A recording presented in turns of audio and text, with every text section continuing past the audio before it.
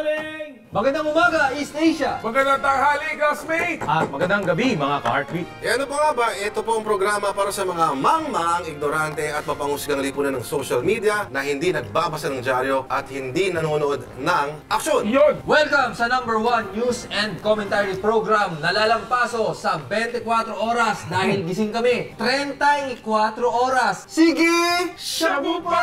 Ganon! Easy! Walang kukontra sa... Kontrabando!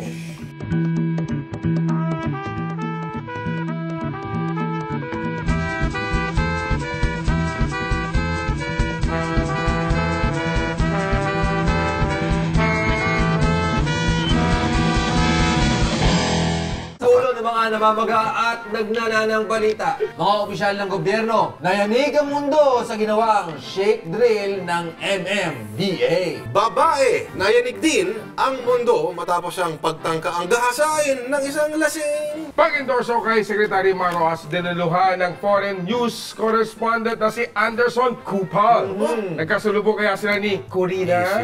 Mamaya, hihimayin natin ang top 5 epic fail ni Secretary Marojas na kumakalat sa social media. At sa ating komentaryong kupal, alam po natin na si VP Binay ay membro ng frat na Apo. Apo. Pero sa pagkakataong ito, si Generoso Kupal, abay galit sa isang Apo.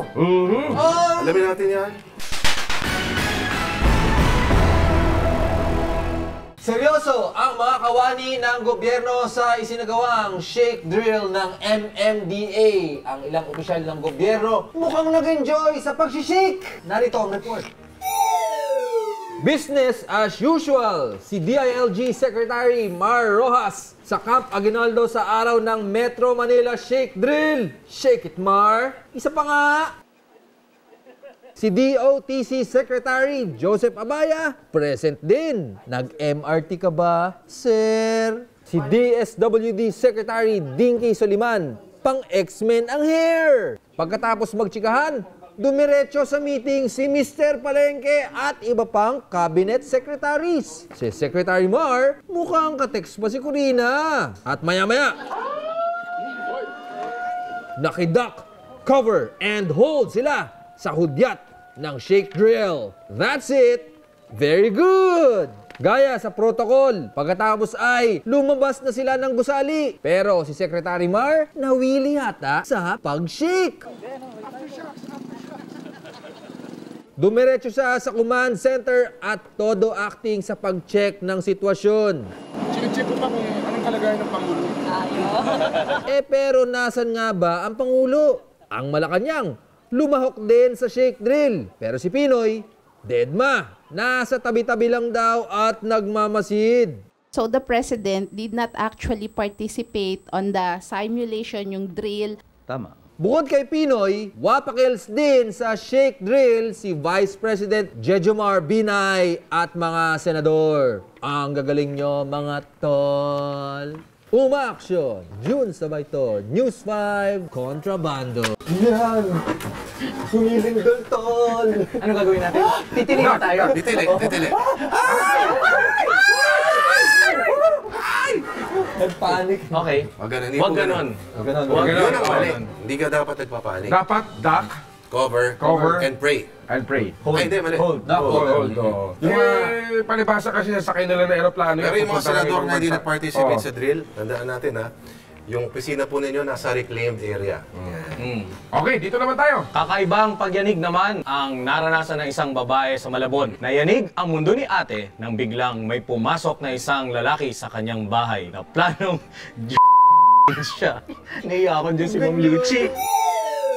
Parang bulating nilagyan ng asin kung magpupumiglas ang lalaking ito sa presinto sa Malabon. Walwal sa alak ang suspect na si John Alan Cruz, 26 anyos. Ang kanyang mother dear ang umaawat sa kanya. Ngayon nga lang nangyari sa'yo, ganyan ka pa. Hindi mo na nila naiintindihan yung ganon. Huwag nang matigas ang ulo, baby. Tama na. Tama na. Mukhang yang anak ho ninyo ang may tama, nay. Dinampot ang suspect matapos umanong puwersahing pasukin ang bahay ng isang babae na itatago nilang natin sa pangalang Diobel. Bakit kasi? Baka sa kalasingan niya, nalilibugan. Ika nga ni Socrates, kapag may alak, may balak. Buti na lang daw at nakahingi ng saklolo si Jobel. Naharap ang suspect sa kasong trespassing at alarm and scandal. Tanggal ang libog mo, boy! Umaaksyon, R.A. Rivera, News 5, Kontrabando. Ang problema sa mga issue ng rape, may victim blaming no? Oo. Dapat walang ganun. Para walang ganun. Pero para sa kapakanan ng ating mga mahal na kababaihan, Oo. tuturuan natin sila kasi maraming sabi, wala kakwenta-kwenta itong palabas na to. Para may matutunan naman sila. Eto si Bart, Yeah. para sa mga tips. Paano umiwas sa panggagahasa? Ganito ba yan? Tsaka kung sa hindi ka nais-nais na sitwasyon na naipit ka doon, eto mga pwedeng gawin. O mga hipag, ito na ang mga moves para maiwas at maprotektahan natin ang ating sarili kung tayo ay sinasamantalahan ng iba. At ito ang aking pamangkin na si Makmak. Tuturuan tayo kung paano tayo maprotektahan. Paano nga ba yun? Ganito kasi yun. Bago ka makakuha ng submission, kailangan mong kumuha ng position. At anong position yan? Kung halimbawa ako ang yung biktima, natutulog ako, kunwari, papasok ka, lapit ka sa akin. Ang tawag dito, guillotine choke. Mangon ka muna, kunin mo yung likod niya. Tapos, tsaka mo kunin yung leeg niya, pag ganito. Then, humiga ka. Dapat ilak mo. Then, bridge. Okay ka lang ba? Effective nga eh. Ikaw naman. Lapit ako dyan. Ganyan mo. Babango ka muna. Ay, bangon ako. Yan, nakaganyan. Ayan. Pagsunod pala ka, Bart. Sure. Tapos, ayan. Tapos, Higa. Lock dito. lock. Tapos Tapos, ito. Breathe. Yan.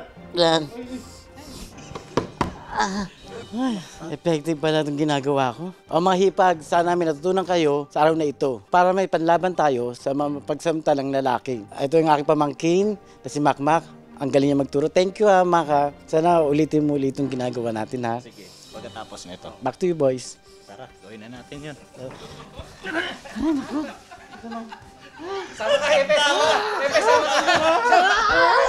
Ang galing ng ano na yun. Nakakatulong talaga. Ganun pala yan. Posisyon pa lang. Teka muna. Oo. Gusto ko lang malaman. Kailangan may eye contact ba talaga sila may ganyan dapat? dapat. May eye contact dapat. May eye contact sila. Siyempre, para alam mo kung ano yung target mo. Hindi, baka naman dahil close lang silang Gawin kaya natin. Gusto mo? magtsuhin tsaka magpamangkin. Di ba pag tumatagay, kailangan din eye contact din? Magbabalik ang kontrabando. Mga mahal kong kabataan, sawa na ba kayo sa hindi pagkapantay-pantay ng ating lipunan? Siguro ito na ang panahon upang manindigan, makilahok at makialam dahil ikaw ang pag-asa ng bayan. Panahon na para kumambyo tungo sa pagbabago. Sumapi sa Bayaw Youth Action Group. Cut! Ayos ba? Ayos ba? Ganung mensahe. Okay ba? Okay ba? Oh. Kaso parang lumalaw nito. Parang lumalaw, so magti-take two pa tayo. Pero also, ganda nitong concept na to, di ba? Lahat ng kandidato, may youth sector, di ba? Kailangan Oh, may youth sector, oh, tsaka sa lahat ng kandidato, isa pa, ako lang ang may bayag. Bayaw Youth Action Group. Ayos ba? Ayos ba? Sige, isa pa tayo, isa pa. Sige. Mga kapatid, formal lang binasbasan ng Liberal Party at ni Pangulong Benigno Simeon Aquino III, si Mar Rojas, para maging standard bearer, mga kapatid. Siyempre, suportado siya ng kanyang labidabs na si Madam Corina Sanchez.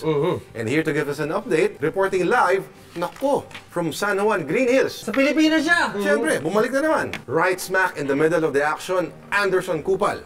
Anderson. Howdy people of the world. I'm your friendly neighborhood parent correspondent Anderson Kopal. I'm here at Club Filipino in San Juan, Philippines, covering the official anointment of Interior Secretary Mar Rojas as Boy Ipal. Oops, just kidding. As the presidential bet of Government Liberal Party. But more importantly, I'm here to congratulate my very dear friend Corina Sanchez. Finally, she can be First Lady. While other women dream of becoming a beautiful queen or a Spice Girl, Corina dreams of being a First Lady. Now that she's closer to her goal, she's not hiding her excitement. She even posted on her Instagram a photo of orangutans and polar bears kissing and hugging. The caption, Corina Heart Mar. Oh, so sweet. It makes me puke. Ew. Corina said she's willing to give up her job as a super fantastic journalist just to support her husband. She was teary-eyed throughout Rojas' speech. To her detractors and critics, she said, "Bring it on." And as icing on the cake, Corina said, "Pinoy has really good taste." Is that because Corina was Pinoy's ex? I've been trying to interview my beloved friend Corina exclusively for Contrabando, but she continues to diss me off, telling me that I don't know what I'm talking about. The nerves of that woman. Maybe she does not have good taste. I'm Anderson Copal, your veteran foreign news reporting for News 5 Contrabando. Ay, teka lang. News flash muna tayo. Merong naging pagpupulong na naganap yung dalawang nasa top ng mga survey ng presidential balls. Si Grace po tsaka si Binay ba yan? Panoorin natin. Kasama namin ngayon si Senator Grace po. Sa lahat ng kandidato, ako na yung... Opportunista. Ay, siyempre, alam mo naman kaming mga politiko. O, di ba, ma'am? Ma'am, kung wala pang kumukhang vice sa inyo, ako na lang, ma'am. Party, yan. Thank you, ate. Sana pumayag kayo na maging vice-presidente ko. Sige. Isipin ko pa. Isipin mo pa, okay. Nice one tayo, ma'am. Nice one. Sabihin nyo, ma'am. Makauna kasi yan eh. Nice one, ayan. Eto, pwede ko ipabalik to sa mga printing, ano. Oh, papalagay ko yung pangalan mo, vice-presidente, ma'am. Galing naman. What a deal. Okay ba? Ayos ba? Yung tandem na yan, naku. Matindi yan. Powerhouse yan pag nagkataon. Eto mga tol, nakapapasok na balita. News brief tayo. LRT, may tulo. Ako, wala. Ibang klase talaga yung balita. Hindi nag-aksaya ng airtime. Headlines lang, di ba? Hindi rin siya nag-aaksaya ng tela. Oo. Alright mga kapatid, kalalabas lang po ng bagyong Hana sa Philippine Area of Responsibility at kahit hindi po ito nag-landfall, nagdala pa rin ito ng kalat-kalat na pagulan at para bigyan po tayo ng update. Ito po, ang ating expert sa weather na pang forever, hugot weather na kasama ang pambansang B, mabagyo ang kagandahan kay Binibining Bea Benedicto.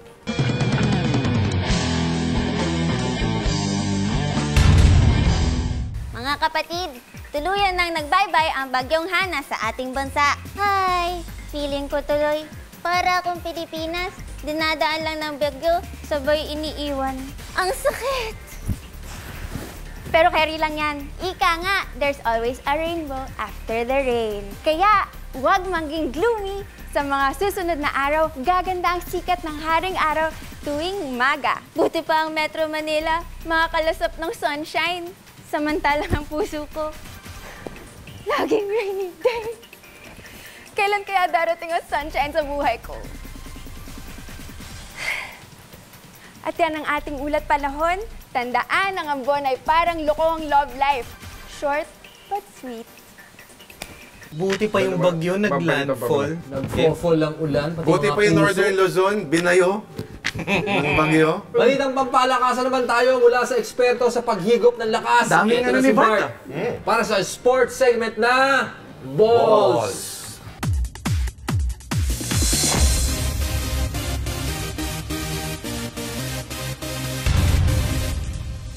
Nagagasad. I need hug. Madami kayo sa mga dating Gilas boys ang hindi naglalaro sa FIBA Asia Championship next month. Ayaw kasi nilang payagan na kanilang mga hinayupak na team sa PBA. Pang sariling interes lang ang iniisip ng mga madamot na team owner. Wala kayong puso at pagmamahal sa bayan. Ang sarap niyong kurutin sa singit. Si Baby Damulag Junmar Pajardo. Malaki sana natulong sa Gilas. Pero mukhang pinigilan ng kanyang mga team. Tuloy, 1 buwan na lang bago mag-tournament. Wala ba tayong team?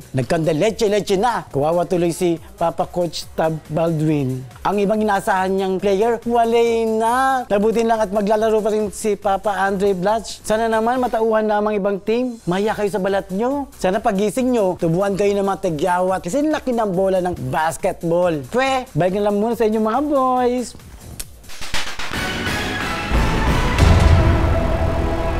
Uno, dos, tres, 4 mga kapatid. 5, tutok na kayo. Ito na po ang ating top 5.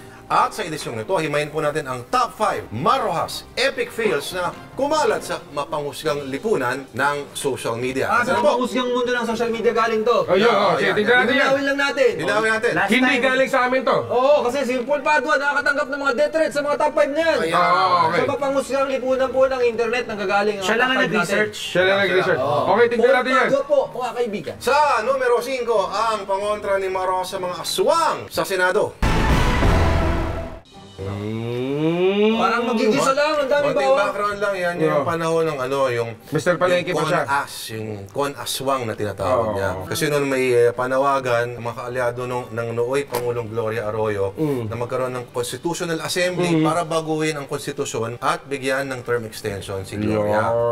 Paulit-ulit na umaano kasi yun, namamatay, tapos mabubuhay na naman, kaya tawag niya Con Aswang. May kinalaman ba yun sa pagtaas ng presyo ng bawang? Wala. Sa numero 4, ang patunay na kaya ni Secretary Mar na pasanin ang problema ng Pilipinas gaya ng pagpasan niya sa isang sakong bigas. Grabe naman mapanghusgang mundo ng internet. Nagbuhat Nagpasa na nga ng bigas nagbuhat. hinusgahan pa. Sa tingin ko dyan, sa buong buhay niya, nagbuhat rin naman yan. Ng sarili ng bangko. Hoy! Sisi! Kaya rin ni Secretary Mar na solusyonan ang problema sa traffic. At may bonus pa. Ano yan? Kaya rin niyang magsundot hatid. Sundot hatid. Sundot hatid. Hindi sundot. Sundo at hatid. Ayan, nag-pedicab pa siya. Pedicab. Nag-pedicab siya. Iniisip naman mga tao kasi, yung mapanghusgang mundo ng internet, dahil nagaganyan siya, nagpapapogi lang siya. Pag wala naman siyang ginawa, batikos na naman naabutin. Ano bang gusto ninyo? Nakatanga lang yung tao. May gawin ka o wala, may masasabi. May masasabi. Yan, So, numero 2, okay lang naman na pumadyak ng bisikleta, wag lang sasakay ng motor. Dahil ganito ang mangyayari. Ang sama ng ugali ng mapanghusgang mundo. Tingnan mo talaga yung mapanghusingali po ng social media. Nasemblang na nga Ang yung dami nilang tao oras, no? Ano yan? Rumisponde siya kasi dumaan isang matinding bagyo sa may Samar. Hindi nagkakamali sa may Samar yan. Para nagli-lead siya ng mga rescue efforts. Tapos ganyan pa yung susuklinin niyo kay Marojas. At ang numero 1 epic fail ni Secretary Marojas, ayon sa social media, ay ang kanyang solusyon sa kakulangan ng silya sa mga classroom. Ayan! Kano nga ba tamang parang paghawak ng martilyo? Ayan, Pero dahil wala kang martilyo. Karpentero. Hindi naman kayo karpentero. Sino karpentero? Ikaw, kailan ka huling umahawak ng martilyo? Hindi, art dep ako dati. Yung grip niyan, may science, tanongin natin Si yung Bart, gender yan. sensitivity Okay. test natin. Bart, patingin nga, Bart. Hindi naman martilyo yan, Bart! Kunyari yung ulo ng martilyo, yan. Kunyari, andito yung, yan yung pako. Pa ako, ayan, Kasi dito, mas malakas ang pwersa nito eh. Kesa dito eh. Kasi dito parang ano eh. So dapat sa puno ang hawak. Sa puno hawak. Pero paano ng ganyan? Pag sa dulo ang hawak. Sa dulo, pag sa dulo. Idulo mo pa yan. Ganyan. Masakit yan. Masasarapan ng mahawak ito eh. Anong masasarapan? Kasi pagtamad. Oo, kasi din mga ganyan no, anong nangyari dito? Diba? Masarap lang siya hawakan. Dito mas mapwersa. Dito mapwersa yan. Ikaw ba, Bart, pukpuk ka ba? Hiwa. Teka lang, baka na-picturean lang yun na yun yung tamang moment. Sa dami ng mga photographer, may motor na tak-tak-tak. Nung isang linggo, yung mga binay. Ngayon naman, Hindi na kayo makakapunta ng Cubao yan. Alam niyo ba? Yung mga pinagsasabi. Lahat na lang, mali.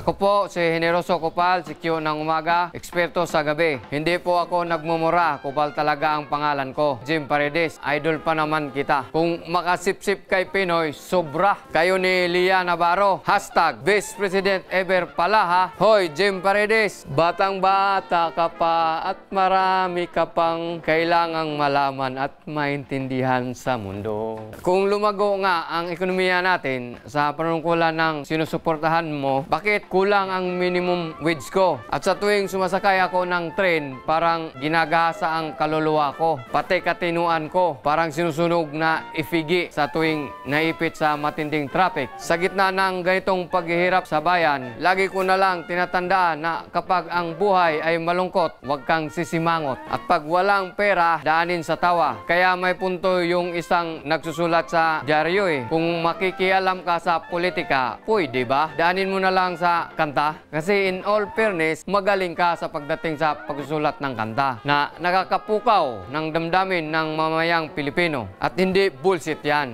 Idol. Oy, may magandang balita Yung minamahal nating si Bart at si Generoso Kupal, ay may mga kanya-kanya ng Twitter accounts. Original yan, sila mismo. At meron na rin yung yung bayag. Easy! Bayag Youth Action Group. Mga volunteer. Mga volunteer yan. Volunteer ni Bayaw. Bayaw. May nakikita kayong nakasulat dito yan sa taas yan. Hashtag yan. Hindi lang yan palamuti dyan, ano? Yung News 5 kontrabando na yan, gagamitin natin yan pag nasa Twitter, o kaya nasa Instagram, at saka sa Facebook. Nabubuhay tayo sa mundo ng mapanghusgang social media, di dapat mag-post pa kayo ng tungkol dito sa programa. Yan! Higit sa like! Share! Yan! Para hindi mawala yung programa to, tapos magre-reklamo kayo pag nawala. Kuya, kailan babalik? Kasalanan nila ito. Wag po! Tama na! O siya. Okay siya. Maraming salamat. Generoso Kupal ang ating layo na. Ating premiadong security and counter-terrorism expert. At yan na naman isang edisyon ng mga namamaga at nagnanalang balita. Ito ang programa para sa mga mangmang, utak, biya at mapanghusgang lipunan ng social media na hindi nagbabasa ng dyaryo at gawa ng meme. Yan, puro husga. Sa ngalan ni Lord de Vera, R.A. Rivera, June Sabayton, cute na Bea, Bart, si Kupal, at si Anderson Kupal. Na yun ang mga pangalan nila eh. Bakit ba? At syempre kasama natin yung yung pamangkin pa ni Bart. Yung pamangkin ni Bart na si Makmak. Si Makmak. Ako po si Ramon Bautista. Walang kukontra sa